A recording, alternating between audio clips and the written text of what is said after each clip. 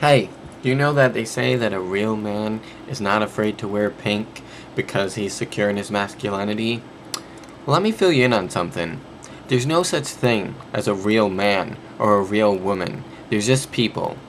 People everywhere, no matter what their religion, no matter what their sexuality, no matter what their color, they all want to be loved. They all want to be listened to. They all want to feel appreciated. Simple things. And yet, as a society and individually, we haven't learned how to achieve that.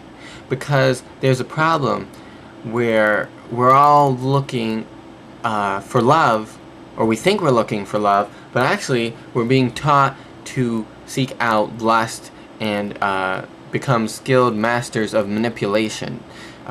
Most people enter into a relationship and they're lying to that person and to themselves because they are trying to decide when to call the person so that they don't seem this, so that they don't seem that.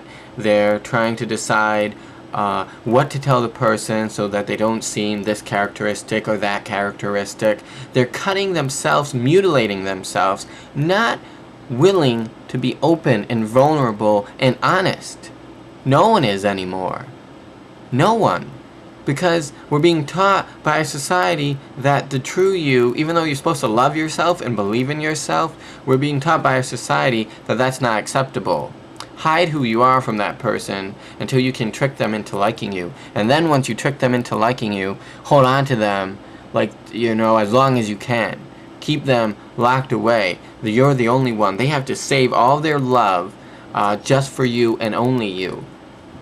And it's really disgusting, and it's one of the reasons that we are so desperate for people to care about us and to show us love, because we're denying ourselves the opportunity to give other people love and to allow them to love us, because we're so backwards. And so like that poem said, I haven't read it yet, but I'm about to read a poem, and it's going to talk about that. Don't wait for tomorrow or next week or next month. If you care about someone, if you have an opportunity to share an experience with them, do it. Be honest. Be kind. Be humble. Be compassionate. Be yourself. That's the most important thing you could ever do. Because, whatever you're trying to hide from them, they're eventually going to find out. And whenever you're trying to hide from yourself, you're doing more damage to your spirit, your body, emotionally, mentally, and physically by stuffing it deep within you. It's like water on the oven, and it's boiling. Once it hits boiling, all that water is going to turn to steam. You can't put your finger over it. It's going to burn your hand. So, yeah, we just all, and myself included, we all need to learn to just give ourselves to the moment.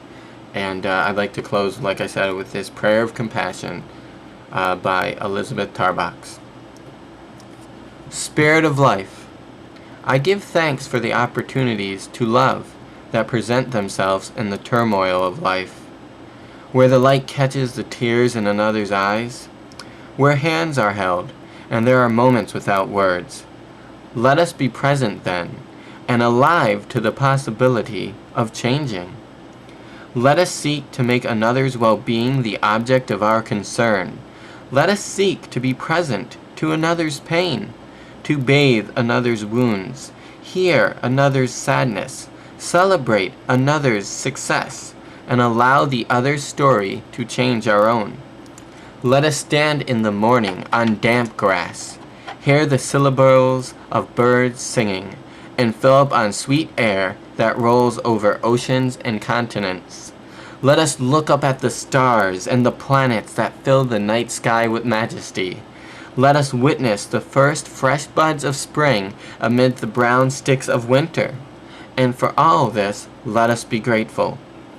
Let us not defend ourselves against the discomfort of unruly emotion, nor seek to close down our hearts for fear a new love will come to shake our foundations.